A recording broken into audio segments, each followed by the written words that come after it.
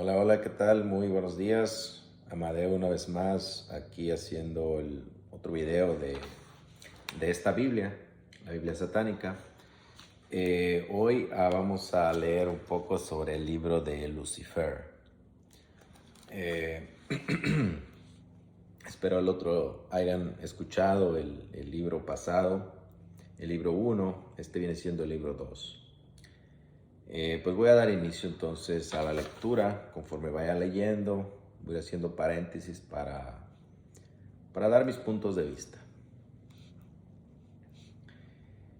El dios romano Lucifer era el portador de la luz, el espíritu del aire, la personificación de la iluminación y el conocimiento. En la mitología cristiana se convirtió en sinónimo de demonio, lo que solo podría haberse esperado de una religión cuya propia existencia se perpetúa por medio de las definiciones turbias y valores falsos. Es hora de aclarar las cosas. Se han de corregir los falsos moralistas y las inexactitudes ocultas.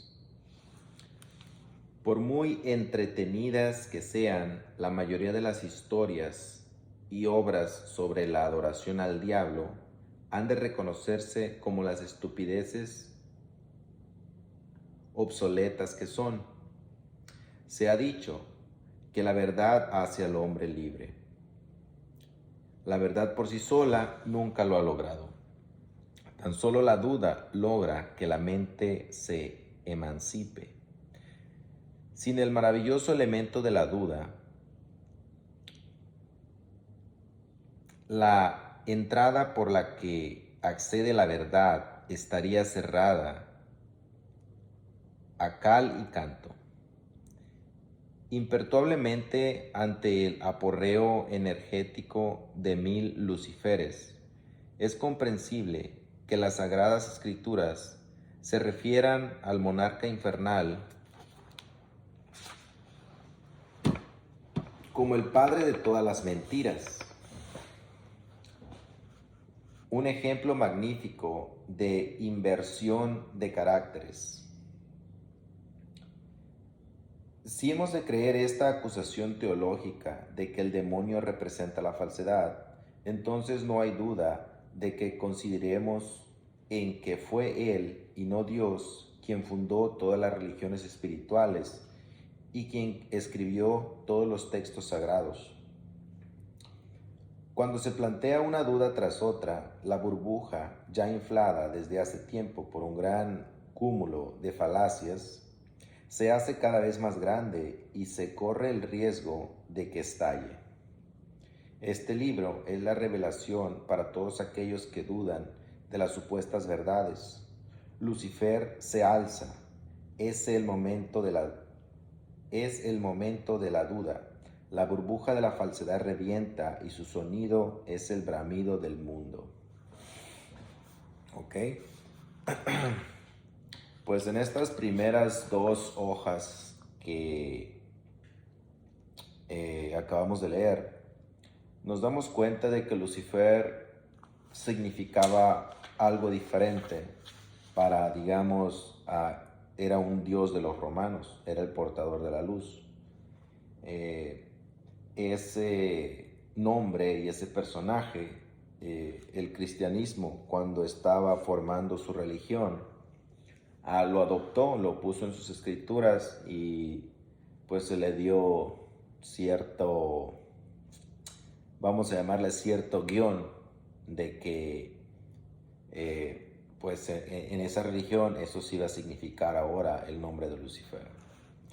Pero como estas personas dicen, como este escritor dice, es el momento de aclarar bien las cosas, de lo que significan realmente las cosas, fuera del fanatismo.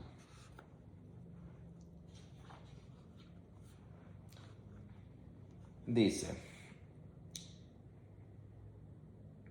capítulo 1. Se busca Dios vivo o muerto. Existe la creencia común y equivocada de que el satanista no cree en Dios.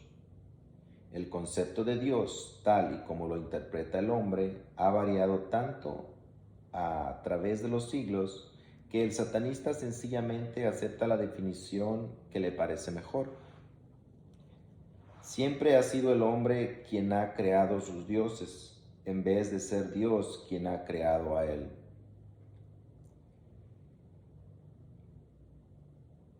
Para algunos, Dios es un ser bueno, para otros es terrorífico. Para el satanista, Dios, se le llame como se le llame, o incluso si no tiene nombre, es un factor de equilibrio en la naturaleza y no tiene nada que ver con el sufrimiento.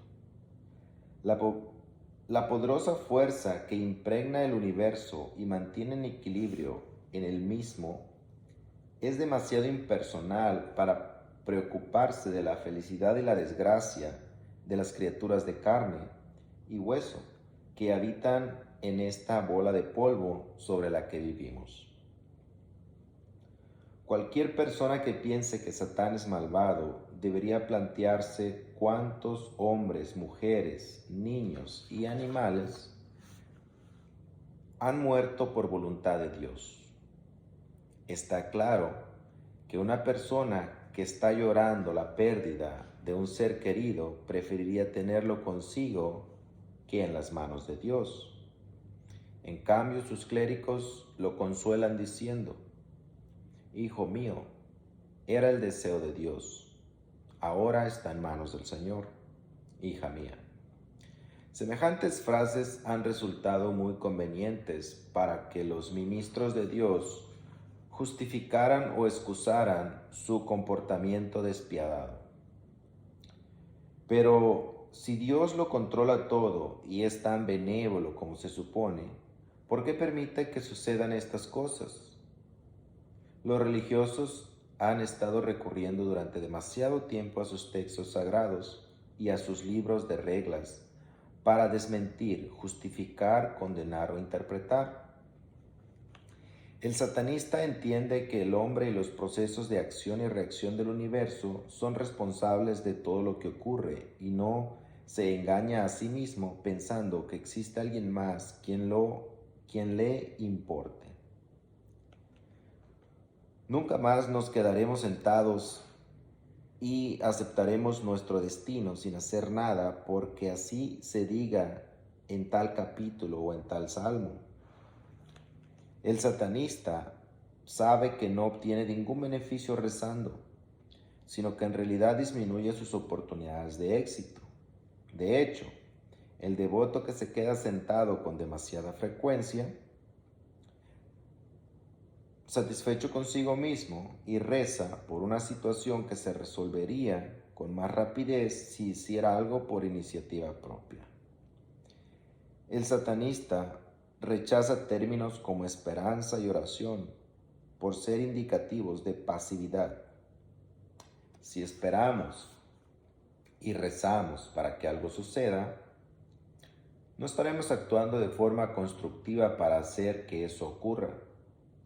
El satanista se da cuenta de que todo lo que tiene lo ha conseguido por sí solo, de modo que toma las riendas de la situación en vez de rezar a Dios para que haga algo por él. El pensamiento positivo y la acción positiva son garantía de resultados. Al igual que el satanista no reza a Dios para que le ayude, tampoco le reza para que le perdone sus errores. En otras religiones, cuando alguien actúa mal, reza a Dios para que le perdone, o se confiesa con un intermediario y le pide que se dirija a Dios para que éste le absuelva de sus pecados. El satanista sabe que si no obtiene ningún beneficio de rezar a Dios, aún menos conseguiría al confesarse a otro ser humano, su igual, además de ser consciente de que esta última es una acción degradante. Cuando un satanista comete un error, sabe que errar es natural. Y si lamenta verdaderamente lo que ha hecho, aprenderá una lección de ello y se cuidará de no volver a hacer lo mismo otra vez. Entonces no tiene sentido confesarse y pedir perdón. Sin embargo, esto es exactamente lo que ocurre. La gente confiesa sus pecados para limpiar su conciencia y así ser libre de volver a pecar de nuevo, normalmente cometiendo la misma culpa.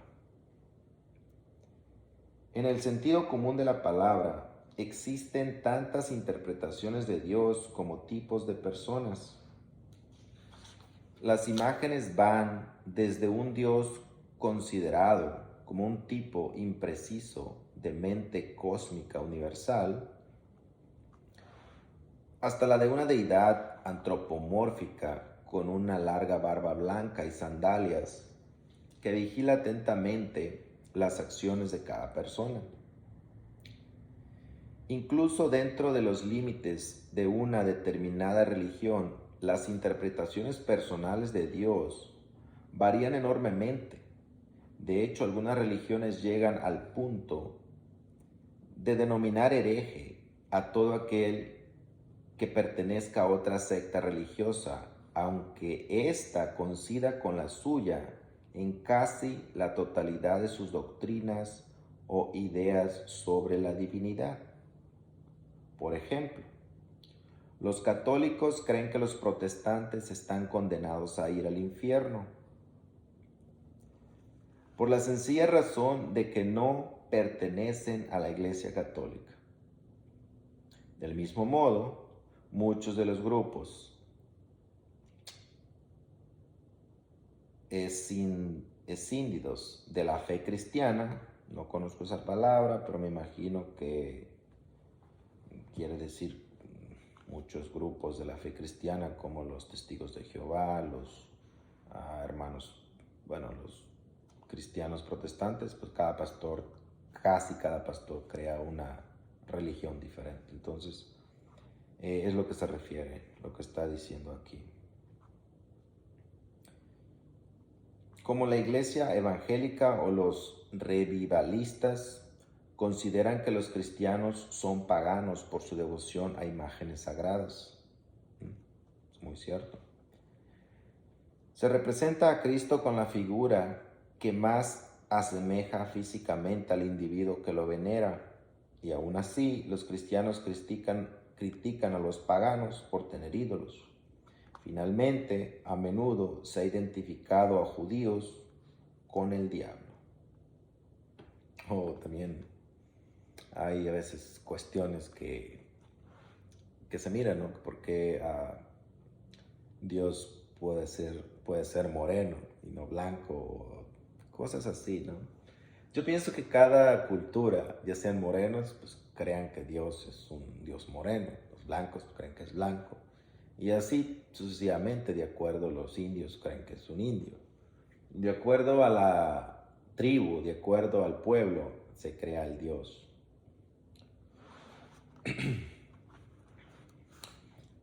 Aunque el Dios de todas estas religiones es básicamente el mismo, considera reprobable los ritos de la otra persona, de la otra religión, y para colmo, los religiosos de distintas creencias rezan los unos por los otros.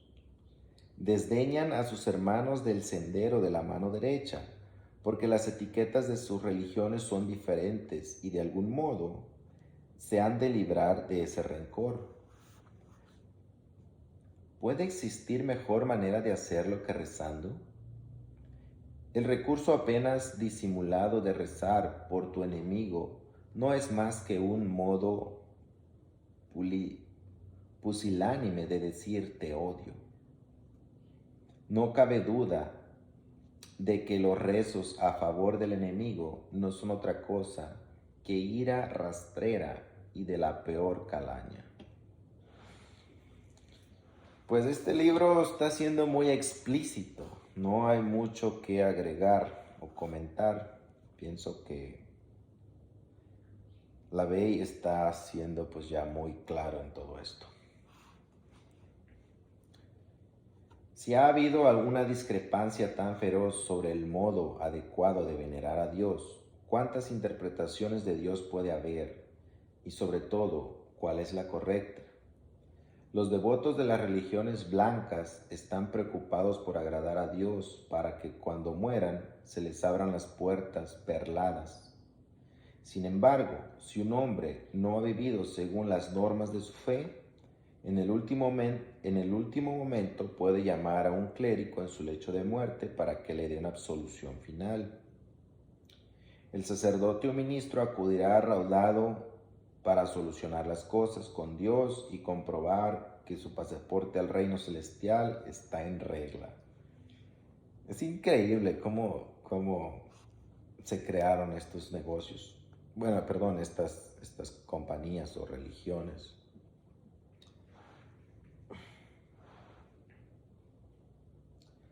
Ok.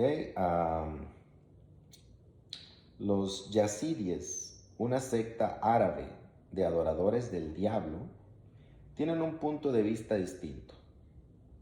Creen que Dios es todopoderoso, pero también que perdona todo. De modo que consideran que a quien deben complacer es al demonio, ya que él es quien rige su vida en la tierra.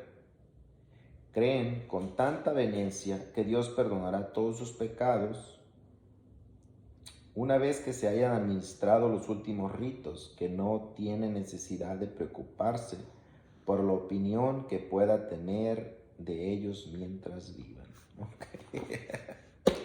Ok. Estas personas árabes, este grupo de gente, adoradores del diablo, le adoran al diablo porque saben que Dios los va a perdonar al final. Simplemente van a llamar al clérigo para que les dé la absolución y los perdone y ya se van para el cielo. Pero en la tierra ellos se ponen a cuentas con el diablo. Me imagino que como Dios creó el diablo, ellos piensan que pues el diablo es como el capataz que Dios dejó en la tierra o el que pues igual como que está al servicio de Dios. Entonces por eso ellos se ponen a cuentas allí, ya no van más allá arriba. Raro, ¿no? Pero pues sucede.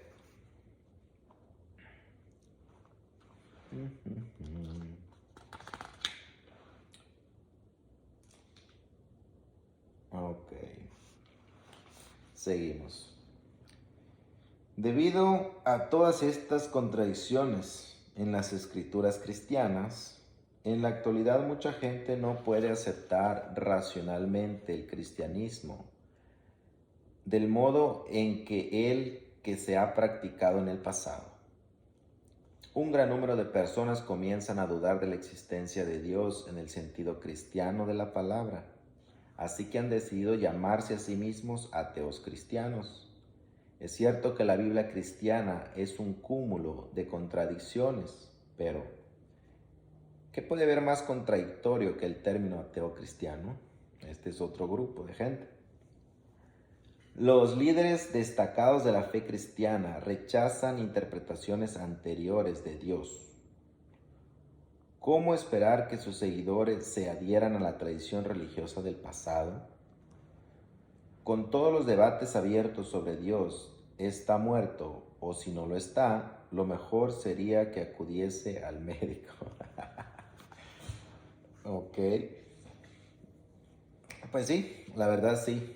El cristianismo es un cúmulo de contradicciones muy grandes, que si no lo has encontrado es porque no lo has buscado.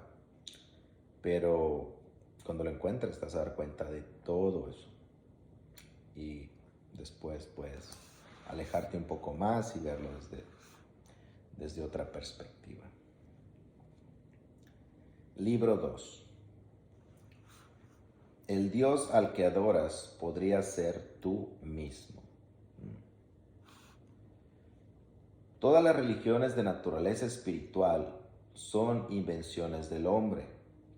El ser humano ha creado un sistema completo de dioses sin otro artilugio que su cerebro. Debido a que tiene ego y no puede aceptarlo, se ve obligado a exteriorizarlo en un gran artificio espiritual que denomina Dios.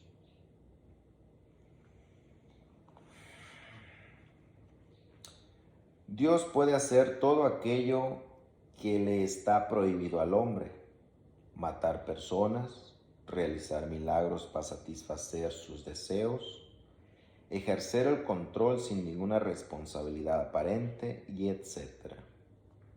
Si alguien necesita un Dios así y lo reconoce, entonces está adorando una entidad creada por otro ser humano.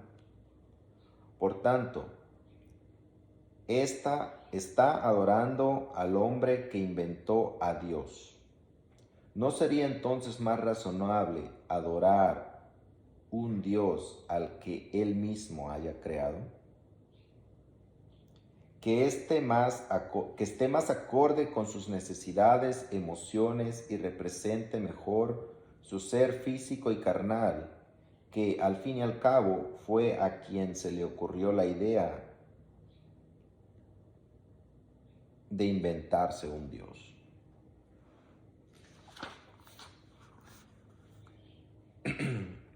Si el hombre insiste en exteriorizar su verdadero yo en forma de Dios, entonces, ¿por qué ha de tenerle miedo a su verdadera esencia al temer a Dios? ¿Por qué ha de ensalzar a su verdadera naturaleza hablando de Dios? ¿Por qué continúa considerándose una entidad externa a Dios para luego implicarse en ceremonias rituales religiosas en su nombre? El hombre precisa de los ritos y el dogma, pero no hay ley que determine que necesite un Dios externo a quien rendir culto. Y si al cerrar la brecha que le separa de Dios viera surgir al demonio del orgullo y se le manifestara la personificación misma de Lucifer, el ser humano ya no podría considerarse a sí mismo como la suma de dos partes, la carnal y la espiritual, sino que ambas se fundirían en una. Entonces, descubriría horrorizado que las dos son carnales y que así ha sido siempre. Una vez lo haya asumido, o bien se odia profundamente a sí mismo día tras día, o bien se alegra de ser lo que es. Si opta por la primera opción, el hombre investigará nuevos y más complejos senderos espirituales de iluminación y conocimiento, con la esperanza de poder dividirse nuevamente en la búsqueda de dioses externos más fuertes que azoten su miserable caparazón. Si se acepta tal como es, pero identifica el ritual y la ceremonia como mecanismos importantes que sus religiones inventadas han utilizado para sustentar su fe en una mentira, entonces que sea el mismo ritual el que sustente su fe en la verdad.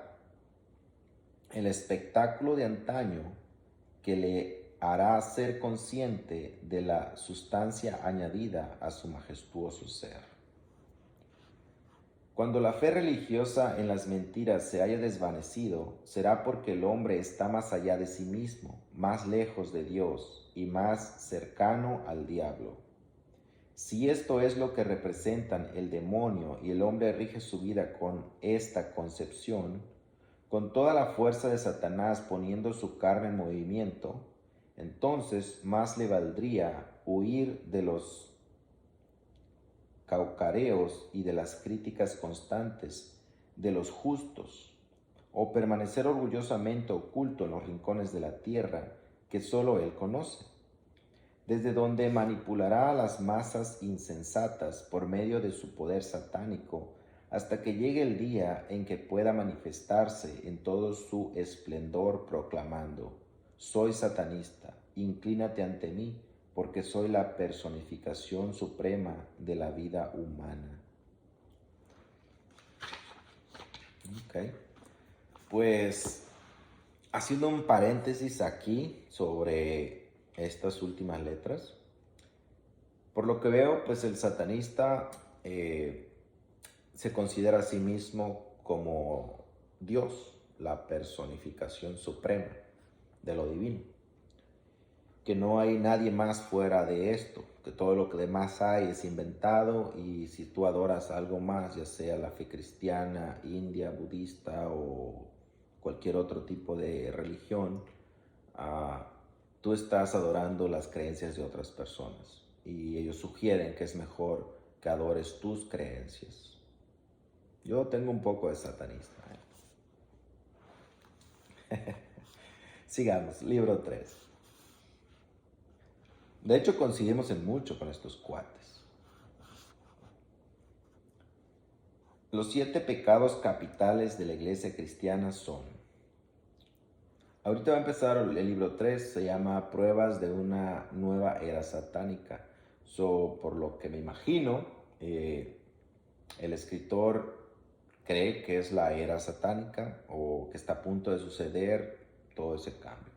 Pero introduzcámonos en la lectura para comprobar esto. Los 7 pecados capitales de la iglesia cristiana son avaricia, soberbia, envidia, ira, gula, lujuria y pereza.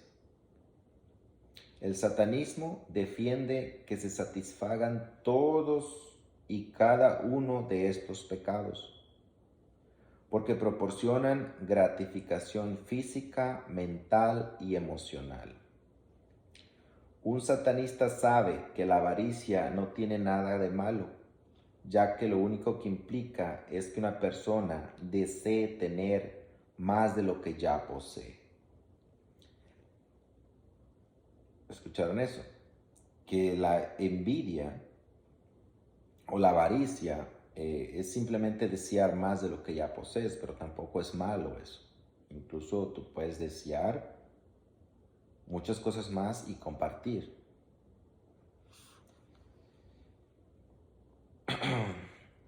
La envidia significa que se consideran buenas las posesiones de otros y que se desea obtener para uno mismo cosas similares.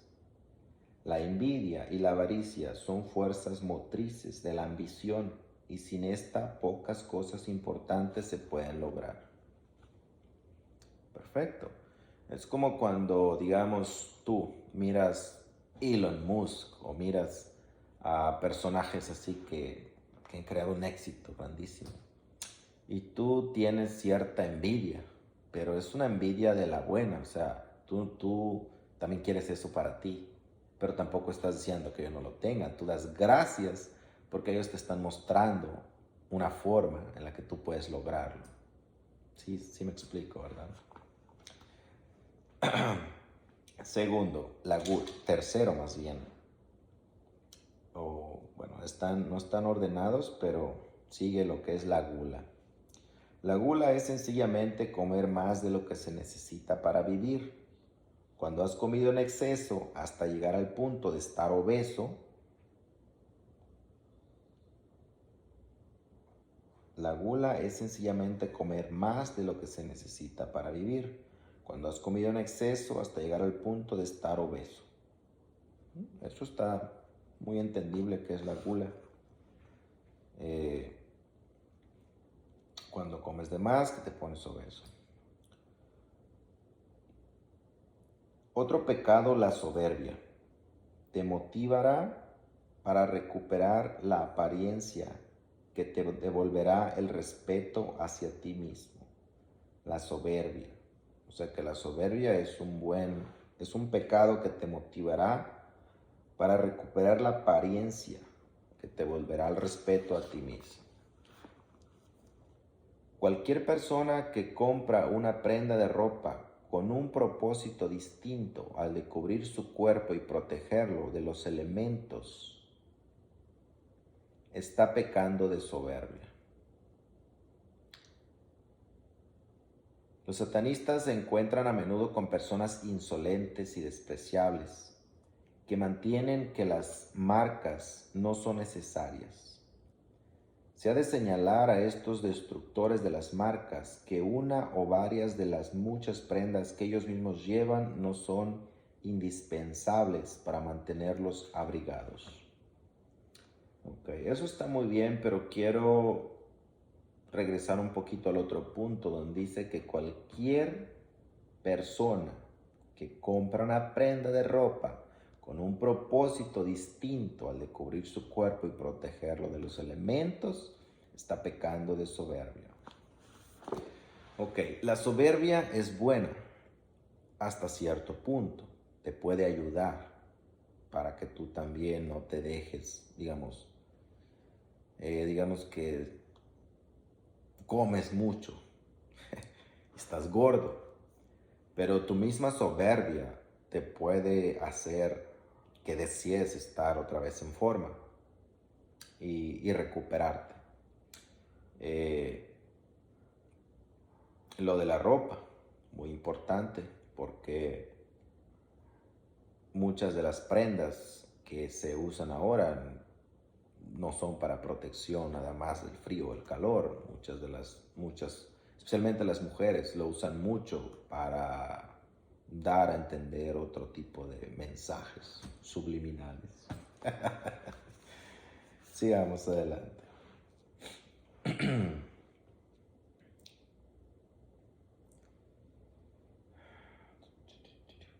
No hay ni una sola persona en este mundo que esté libre del adorno. El satanista pone de manifiesto que cualquier tipo de adorno en el cuerpo de estas personas demuestra que ellos también pecan de orgullosos.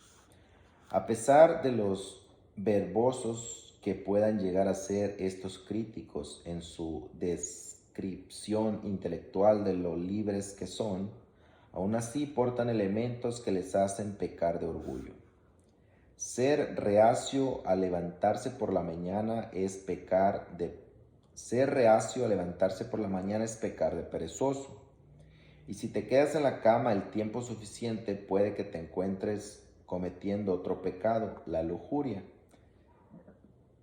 Sentir la más mínima agitación de deseo sexual es cometer pecado de lujuria.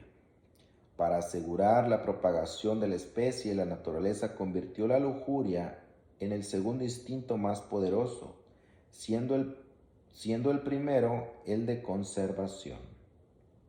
La Iglesia cristiana, al darse cuenta de esto, hizo de la fornicación el pecado original. De este modo se aseguraban de que nadie se viera libre de pecado. Listos. Tu propia existencia es resultado de un pecado, el pecado original, e incongruente.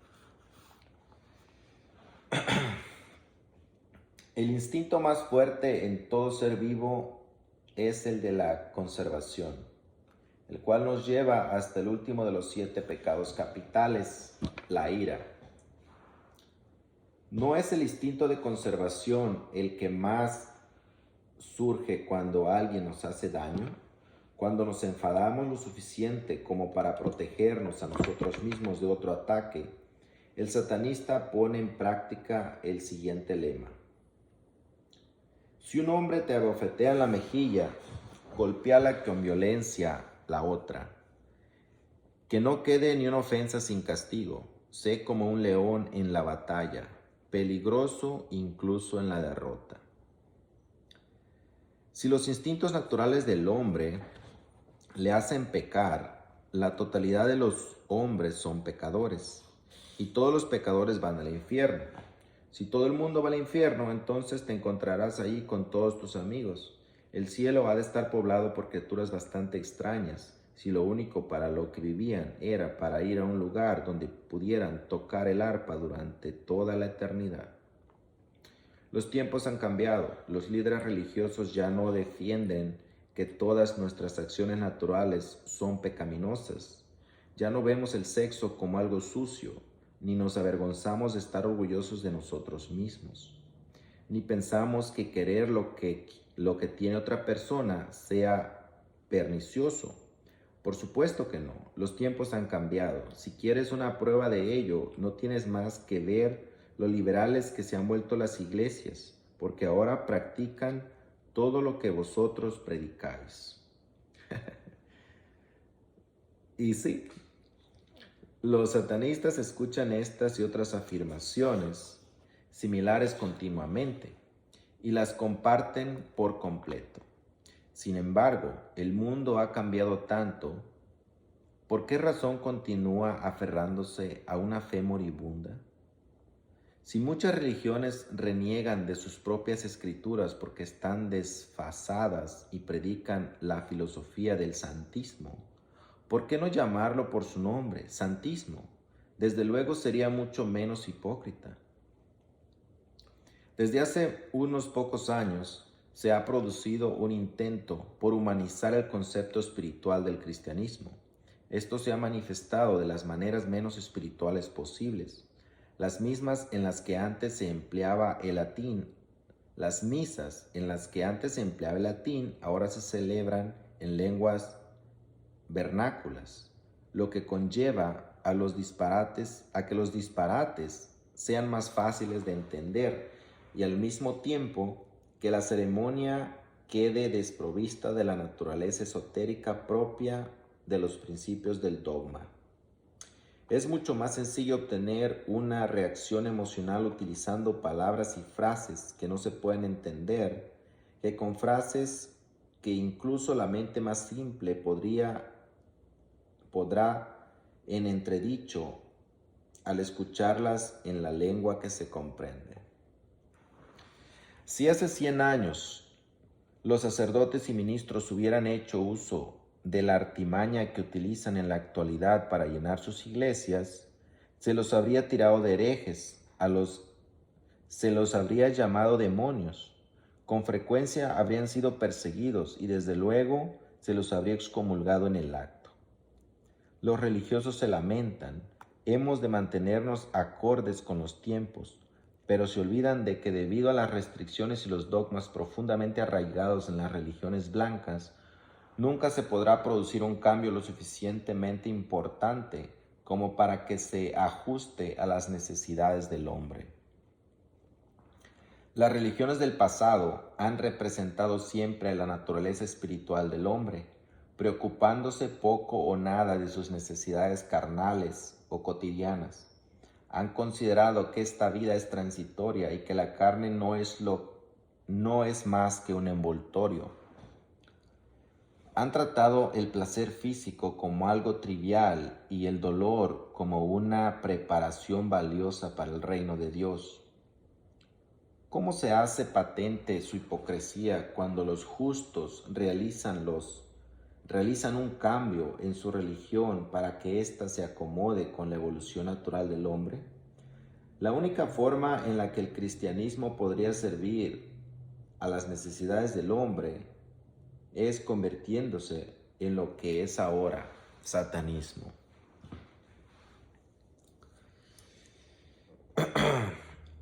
Se ha hecho necesario que surja una nueva religión basada en los instintos naturales del hombre. Ellos mismos le han dado un nombre, satanismo.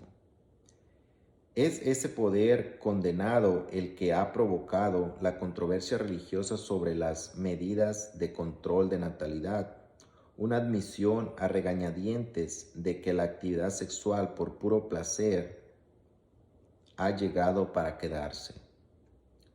Fue el demonio el que hizo que las mujeres enseñaran las piernas para excitar a los hombres, las mismas piernas que ahora está socialmente admitido mirar, las mismas que muestran las monjas jóvenes cuando caminan llevando hábitos más cortos.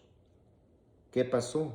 Maravilloso en la dirección. ¿Qué pasó maravilloso en la dirección correcta o incorrecta, según se mire? Podremos ver pronto a monjas en toples moviéndose con sensualidad al ritmo de una misa solemnis rock. Esto está pasando y va a pasar, porque si ustedes han visto ahora, los cristianos también tienen discotecas y pues tienen un musicón así bien chévere, tipo los de Juan Luis Guerra, y pues es la religión. Entonces, pues, que nos hace pensar que pronto no van a andar pues hasta las monjas haciendo eso. Muchas iglesias con las congregaciones más numerosas utilizan en sus ceremonias una música de lo más rítmico y sensual, de inspiración satánica. Después de todo, las mejores melodías son las del demonio. En Estados Unidos, a pesar de lo que digan las beatas sobre la abundante cosecha del Señor, los picnics de los domingos al salir de la iglesia no son más que una excusa para abandonarse a la glotonería. Además, todo el mundo sabe que la lectura de la Biblia no es, ni mucho menos, la única actividad que se practica entre los matorrales. O entre, no sé, las iglesias. También son comunes en Estados Unidos las ventas benéficas de la iglesia para recaudar fondos, a las que se denomina carnavales, palabra cuyo significado original hace referencia precisamente a la celebración de la carne. En la actualidad, celebrar el carnaval se considera aceptable, ya que la iglesia se queda con el dinero y puede predicar contra las tentaciones del demonio. Se dirá que estos no son más que elementos y ceremonias paganos que los cristianos han ido asimilando. Es cierto, pero los paganos se deleitaban con los placeres de la carne y fueron condenados por las mismas personas que ahora vuelven a celebrar rituales, aunque con nombres diferentes. ¡Wow! Fuerte, fuerte. Esto dice como que todo lo que hace la iglesia ahora es aceptable y antes era causa de muerte para esas personas, de herejes. Los sacerdotes se sitúan en las primeras filas de las manifestaciones por la paz y se tienden en las vías férreas para detener los trenes que llevan material de guerra. Y lo hacen con tanta dedicación como sus compañeros de hábitos, procedentes de los mismos seminarios, que bendicen las balas, las bombas y a los soldados, ejerciendo como capellanes militares en las Fuerzas Armadas. Algún bando ha de estar equivocado. Podría ser que Satán fuera el único cualificado para actuar como dedo acusador. No hay duda de que así lo han considerado siempre. Esto es increíble porque sucede. Digamos, un país entra en guerra con otro país. Miren las irregularidades de nuestros pensamientos. Los sacerdotes de aquel país pueda que bendigan el armamento de su ejército, y los sacerdotes del otro país igualmente bendicen el armamento de sus ejércitos para pelear con el otro. Los religiosos lo hacen por los dos, porque su negocio, porque su organización está en los dos países. Entonces tiene que apoyar a los dos. Es la hipocresía más grande. Pero todos son ovejas, todos son corderos. Yo pienso que tanto los militares como los sacerdotes, pues simplemente son marionetas inclusive de las creencias. Esos son. Y lo hacen con toda buena voluntad y fe. Pero ahora sí, como dijo Sócrates, no saben que no saben. Cuando un cachorro llega a la madurez, se convierte en perro. Cuando el hielo se derrite, recibe el nombre de agua. Al transcurrir 12 meses, disponemos de un nuevo calendario con el nombre cronológico apropiado. Cuando la magia se convierte en ciencia, nos referimos a ella como medicina, astronomía, etc. Cuando un nombre ya no es apropiado para una cosa determinada, es lógico cambiarlo por uno nuevo que se ajuste mejor. Entonces, ¿por qué no seguimos este razonamiento con la religión? ¿Cuál es el propósito de seguir dando a una religión el mismo nombre cuando sus principios ya no son los mismos que los que la religión original?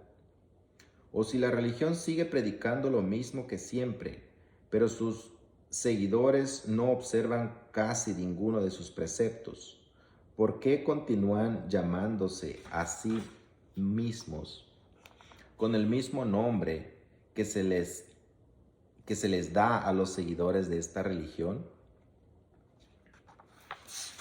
Este,